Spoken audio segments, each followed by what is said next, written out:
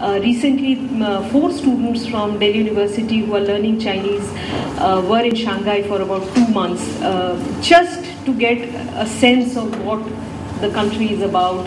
And this was a paid-for course, and this is a reciprocal thing. There is another university, and several universities have MOUs, and they're really interested in knowing more from our education sector. So there are many ways in which we can learn from each other.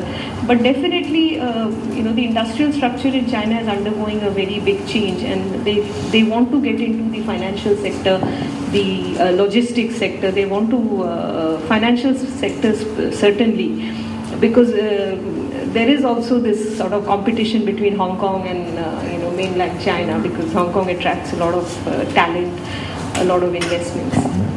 Mr. Kolgi, would you like to comment?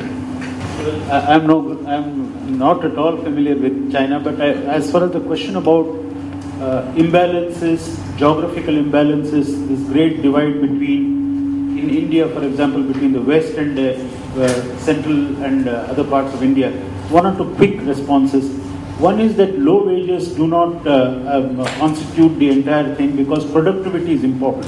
Many industrialists who have chosen low levels of wages as the key thing, find to their distress that productivity is not high, wastages are many, and rejects are many, and so on. So high productivity is just as essential. In terms of regional balances, a lot of work has been done at the academic level and at the universities in India, but the 100 most backward districts are distinctly very much below the rest of the country, and merely allotting money, 10 crores a year from central government, 2 crores a year backward talukas of the chairman of the committee. So that does not help, because that's what Americans call flinging money at problems. You need a lot of organization, devoted people. You need voluntary agencies of high repute, ability to diagnose the problems and so on well. Just a quick example, Kerala, for example, has done well on social sector, very good education, very good health, but struggling on industries, struggling on ways of providing incomes. One of the ways which has been suggested by Sam Pitroda has been ports, waterways, Ayurveda, tourism, and so on, which are uniquely applicable to it. So maybe the answer to this regional imbalances of huge continental sized is to diagnose the problem well, have a more consensus based rather than a national plan or a state plan dictated from state headquarters or national headquarters, and let things take their course. Thank you. Mr. Rajesh Kishore, do you have some observations or comments on the issue?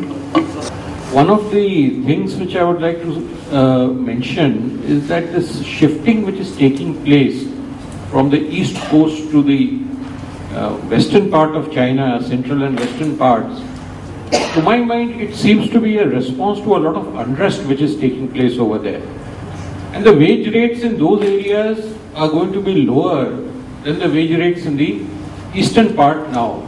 So therefore this question of competitive advantage being maintained by moving to low wage rate areas is very much there as a part of the overall development planning of China, as I can make out.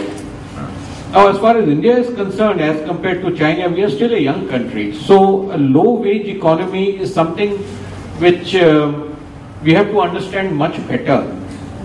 And as Mr. Kolgi said, this question of productivity is being so important. In China, I think if we compare, I have never compared, I don't know much about it, but I think the productivity levels are going to be much higher than what we see here. And if the productivity levels are higher, your ability to do business worldwide is going to be better than what I can see. This is a very brief comment. Thank you very much. Can I give one? Yes, sir, of course. You don't have to. Okay, very quickly. First of all, I think, if I can move away from China for 2 minutes, that is, the question was whether we can learn something from China. I would like to say that we should be prepared and willing to learn from every other country, not just China. Tourism, to begin with. We need to learn from Maldives, we need to learn from Mauritius, we need to learn from Egypt. Just to give 3 examples. Because each one of them has tourist facilities, tourist infrastructure, which are far superior to what we have in India. I mean, in the last 10 years, maybe we have made some inroads, we have made some beginnings. But if you look at the tourist infrastructure in Egypt, in Maldives, in Sri Lanka, in Mauritius, they are, I mean, generations ahead of what we have in India, to begin with. Second, areas like use of renewable energy, use of rivers for internal transportation. We have not made any significant headways except maybe in the last 1, 2 or 3 years. Areas which are crying for attention. One area where we need to learn, I presume, again, Reva will be in a better position to tell us, is waste disposal. How do the Chinese deal with the problem of urban waste in metropolitan cities? What are the systems of waste disposal in the areas of e-waste and medical waste, hospital wastes, is something which I think we need to learn from China. Lastly, the use of, I mean, what are called smart solutions, the use of data analytics for solving problems. How have the Chinese done it? Are there ways in which we can learn from the Chinese in use of data analytics? I think these are the kind of things which I wanted to mention. Thank you. I have just one observation on the manufacturing issue which came up. I think India has to adopt a manufacturing intensive approach for one major reason, that our growth has been domestic demand driven, and for that reason there is no alternative but to go in for the manufacturing led. Wages, yes, Mr. Kolgi has covered it well by raising the issue of productivity. While we are taking manufacturing route because of a high internal demand, domestic demand, I think the issue of infrastructure has also to be touched upon. Riva has touched upon infrastructure on various, replies given by her on the Chinese example. That is one area where I think India is still lacking very strongly. Infrastructure development overall, and also the state of our urban areas is another weak spot in India. This would have to be tackled, and that is also where we can learn from China. This is a question from Mr. Balakrishna from SPIPA. Is he here? Right at the back. Yeah. This is about polity and leadership transition in China. And compare that and contrast that with in India, what will be the impact of Boxila's case on Chinese transition of leadership that happens next year? I think let's broaden the issue and say that given the fact that there is so much of internet, there is so much of openness in the society, how is a system like, command and control system responding to the kind of things that you have seen personally changing in Arab Spring? Using social media and all kinds of things which are available for social mobilization. And how do you have command and control in this kind of an economic model? So how do you see the future? This may be difficult for Riva to answer. No, I'm asking him. Yeah, Ambassador will. I'm sure Riva has very good views on this, but we respect her wishes. I suppose each one of us here will have views on this. I mean, not just it. Sure. I think it's a very, very challenging question. The difference between, let's say, what used to happen in the 50s and 60s to what it is today, the kind of transformations which have taken place in societies in general, I mean, not just India, not just China, but all over. I think those who are in authority, in positions of authority, have to adapt themselves very deftly to the kind of challenges which you outlined, Mr. Parekh, in your question. I mean, earlier you could dodge, you could easily skirt by withholding information, by as I said in my presentation, the whole business of tactics of evasion. You choose not to answer, you choose to ignore, you choose not to reveal. I think those days are coming to an end very rapidly. Not just because of the means of communication, not just because of the developments in the field of information and communications technologies. That is one aspect. The other aspect is the activist civil society movements in our own countries. The way, for example, the rights-based institutions like National Human Rights Commission and Child Rights Commission and so on have evolved. But also the legislation, the new legislation, Right to Information Act. I mean, you are obliged to come out with information. You are obliged to share or part with information in the public domain. I mean, of course, I'm more amused at times that in response to RTI petitions, you get copies of entire internal notings of ministries, which would have been unthinkable. I mean, whether they're classified or unclassified, it would have been unthinkable, say, even 5 years ago. But today, when somebody goes in petition and files a petition under Right to Information Act, I saw with somebody recently, last week, about 100 pages of notings. And these are not just correspondence, but also the internal decision-making processes, where you have, as proposed, approved, everything comes out in the, which would have been unthinkable earlier. But I think there is also a plus side to this, which is as a result of these kind of communication technologies, you also encourage creativity and innovation. You also encourage much more openness, which I think is to the good of the society, the long-term good of the society. So there is not much to be shy or afraid of in that direction. That's what I would think. And the Arab Spring is a very good example.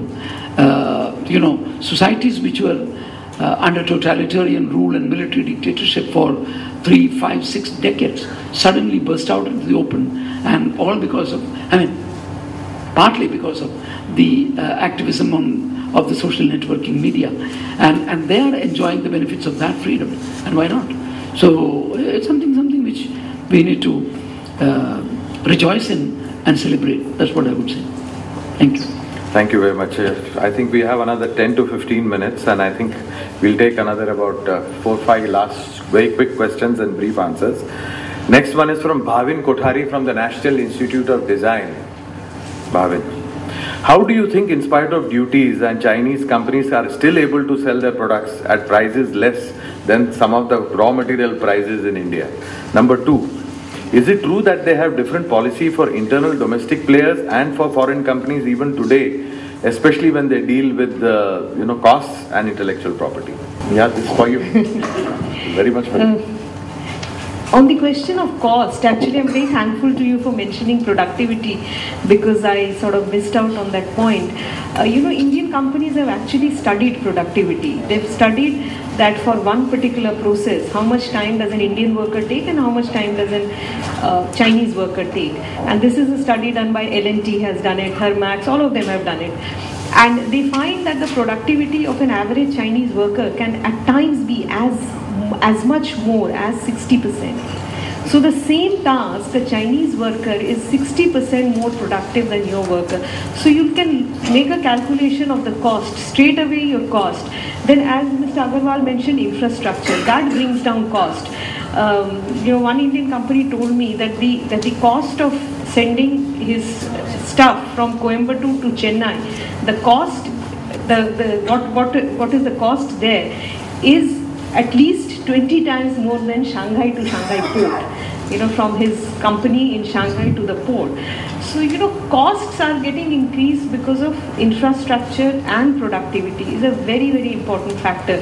And I think most of the Indian companies are actually going for manufacturing into China, because the wages are in any case much more than India. It's availability of raw material, a very, very flexible foreign investment environment, and extremely high productivity. Thank you so much. It's a very good insight for all of us. This question, Ambassador, is for you. Kindly discuss something about China's role and stand on India's permanent seat in the United Nations Security Council.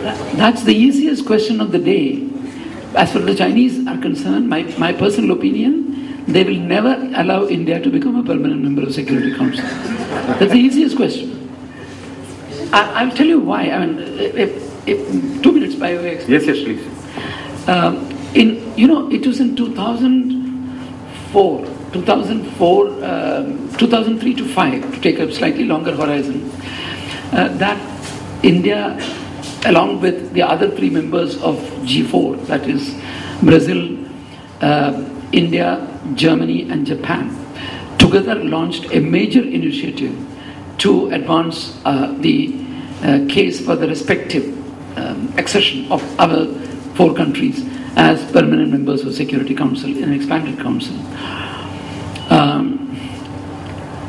Again, under Chatham House rules, none of the P5, all the existing P5 are opposed to this.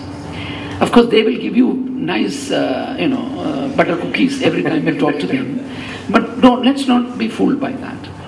The United Kingdom and France are the best in terms of lollipops, because they are the ones who are the most scared, because if ever Europe will have 1 permanent membership, they will lose out. Germany or somebody will get it.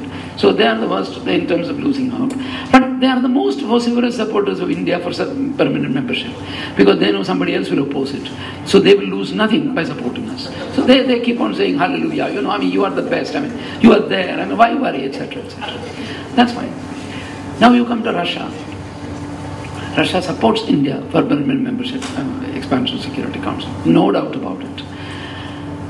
But I'll come to Russia in a minute. The United States in 2005 actually floated a paper saying how to defeat a G4 resolution on expansion of Security Council in the General Assembly. There is a one page full of a paper says how to defeat a G4 resolution. It was circulated, it was distributed by the US mission to the United Nations to all the non-G4 countries. The Chinese permanent representative camped himself in the Indonesian lounge and gave audience to the permanent, his counterparts from different countries, to say why it is the most abhorrent, the most abominable idea to permit expansion of Security Council, and how dangerous it will be for world peace and security. That was his mission.